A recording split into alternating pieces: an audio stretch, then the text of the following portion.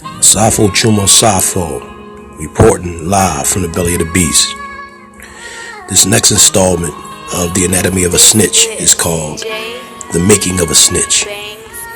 It's often rhetorically uttered that a person who snitches has snitch in their blood, is a born snitch, etc.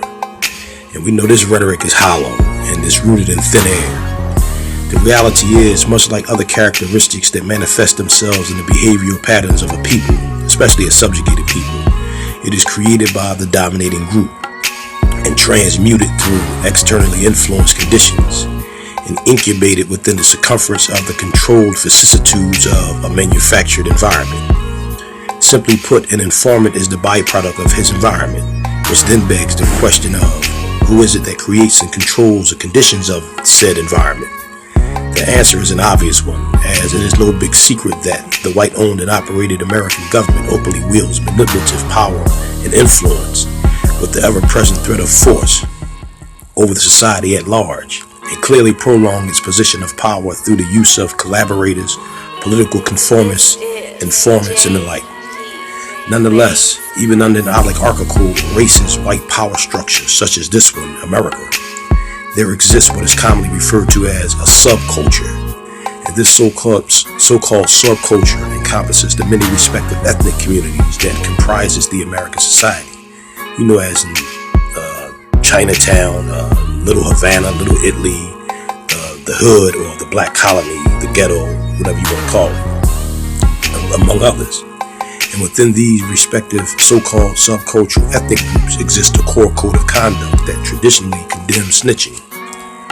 This was especially so within the black colony, at least some time ago.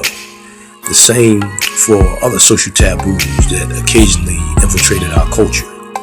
But judging from the exponential growth and rapidity of snitching among blacks nowadays, we have obviously abandoned our old traditions, thereby allowing the snitch mentality to fester and permeate the culture.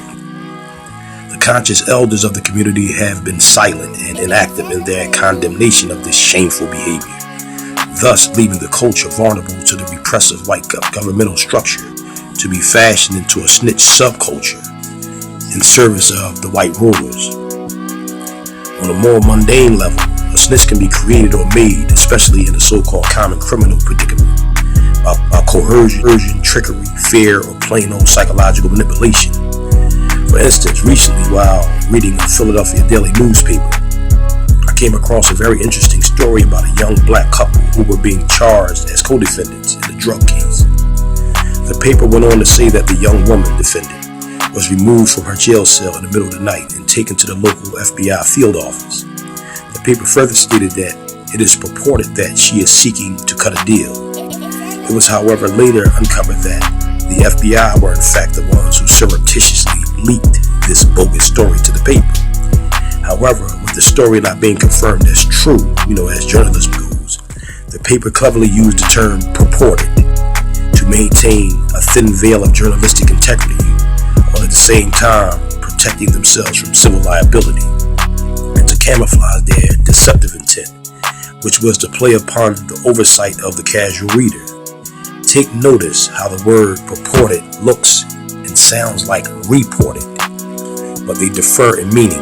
Purported means rumored, and since people in general tend to believe everything they read in a newspaper, especially on face value, the feds knew it would place her in the spotlight of suspicion among her peers, especially a co-defendant.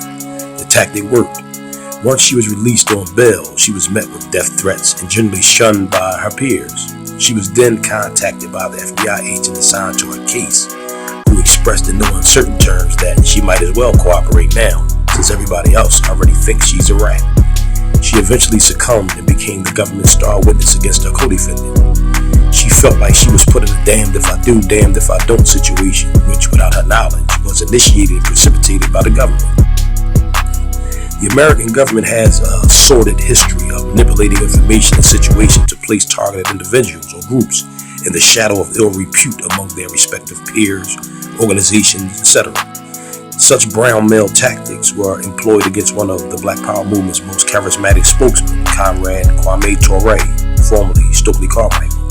The government secret police or counterintelligence program, or CONT, headed by then FBI Director J. Edgar Hoover spread a vicious rumor among the Pan-African or revolutionary community that Comrade Kwame Ture was an informant.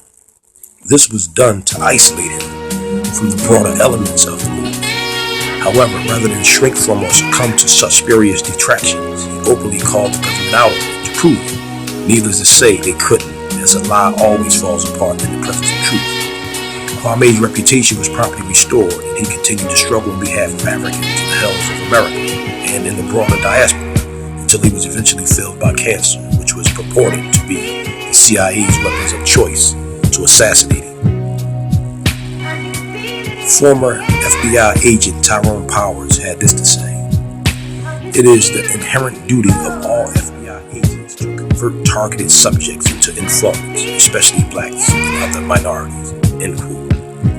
Another more familiar tactic, which, believe it or not, is still used today with unbelievable success, is the so-called prisoner's dilemma method, which entails the separating of two or more so-called co-conspirators and leading one through lies and deceit to believe that the other is willing to cooperate, thereby eliciting a definitive statement from at least one against the other, thus the making of a snitch.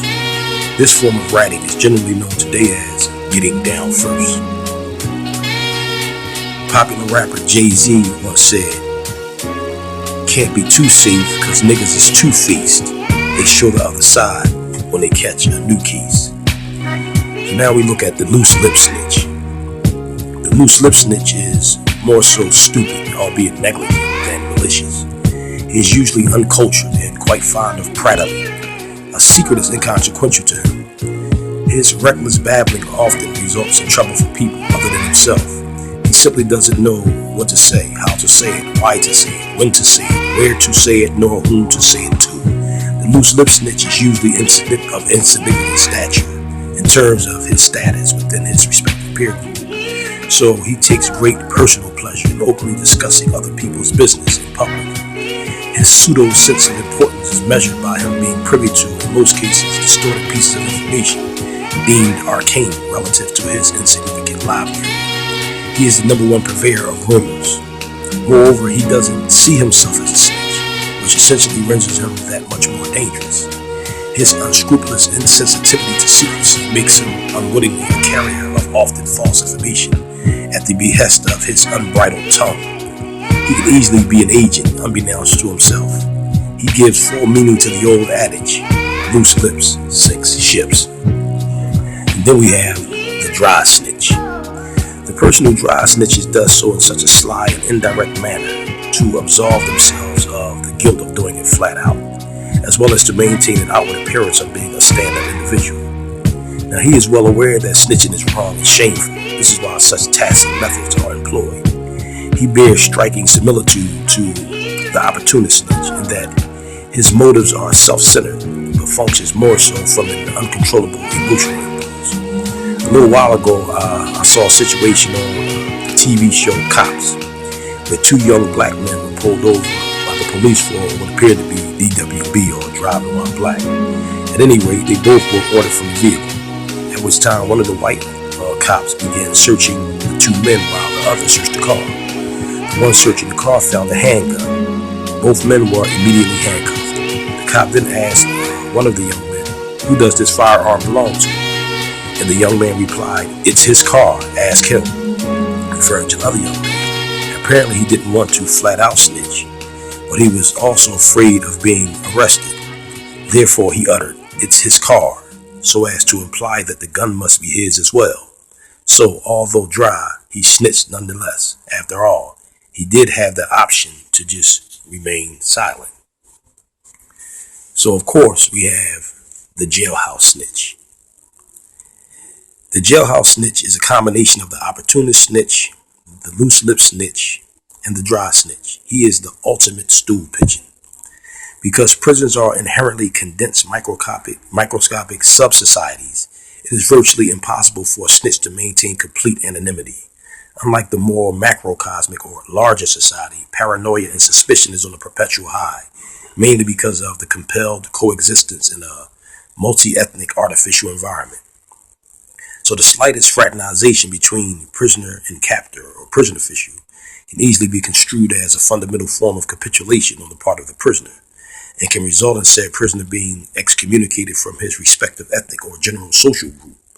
However, once a prisoner is definitively identified as a snitch, he's usually dealt with in a more corporal manner, depending on the circumstances and the prison, of course. In a clinical context, the prisoner who openly befriends his captor can be classified under the Stockholm Syndrome, which is defined as a developed emotional attachment to a captor formed by a prisoner because of his stress, protracted dependence, and a misplaced need to cooperate for survival. However, if this Stockholm Syndrome isn't counterbalanced with the real threat of punishment or death, it will eventually contaminate the whole population in one form or another. It is a virtual cancer that, in this context, if not cut out immediately, will threaten the entire body politic of the denizens of said condensed environment. And because prisons in America are almost completely staffed and run by racist whites who view their occupation as the perfect opportunity to unmask their innate hatred and to perpetrate their petty personal agendas against black and other non-white prisoners, who, by the way, make up a large demographic of the prison industrial complex, any prisoners, especially blacks or other non-whites, found cooperating with said racist captors is doubly detested, and rightfully so, as it represents the ultimate act of betrayal in favor of the repression of the already oppressed. And the few black officials who work on these modern-day slave ships on dry land are often 7 times worse than their white colleagues. They are the neo-overseers for the modern white slave masters. Traditionally, within the prison environment, snitches were almost always segregated in a special protective custody unit for fear of being either beaten or killed. However, nowadays, snitches are more fluent in the general populations, where they serve as human surveillance cameras for prison authorities. They are even used as witnesses, where they are often strategically placed in the same cell or general living quarters of pretrial defendants to gather information concerning pending cases at the behest of the government in exchange for leniency in their own legal situations or some other frivolous favors. The Bible, the book of Proverbs, offers this: a fool's mouth is his destruction, and his lips are the snare of his soul. End quote. As a resolution, it has been proposed that America's jails and prisons are filled with scores of good brothers and sisters, many serving lengthy sentences, some on death row, because of the lies and fabrications of snitches and turncoats. And this will continue to determine the fate of the black colony if so-called thorough or conscious individuals just stand by doing nothing. Or even worse, if snitches are made to feel comfortable and accepted by thorough or conscious individuals. There should always be penalties for snitches. Therefore, in an effort to reverse the vicious cycle of snitching, the young have to be taught against it and shown by example the virtues of loyalty. After all, what can be said of the elders of a particular group, whether it be racial, ethnic, fraternal, or what have you, that allows this young to grow up without proper instruction? If the elders neglect their duty in this regard, it will eventually come back to haunt them in the long run, and rightfully so. So, what we propose is that all known snitches be ostracized and exiled from the hood. And if they are caught in the hood, they should be penalized by the warrior class of the hood. Pictures or old school snipe style posters of known snitches should be posted throughout the hood. This also goes for pedophiles or child molesters, child killers, and those who prey on the elderly and the disabled. If those who perform these acts are caught in the hood, they should be punished by the hood. The racist police establishment should never come into the equation. Websites should be formed, guerrilla style, to apprise the concerned public of the identities of rats, revealing their entire profiles, whereabouts, etc. Their entire profiles are of public record once they squeal to the established authority. There should be nowhere for them to hide. A snitch should never be able to do it twice. Also, and more important, there should be more fear of the hood for a snitch than that of the racist police establishment. Death to the snitch.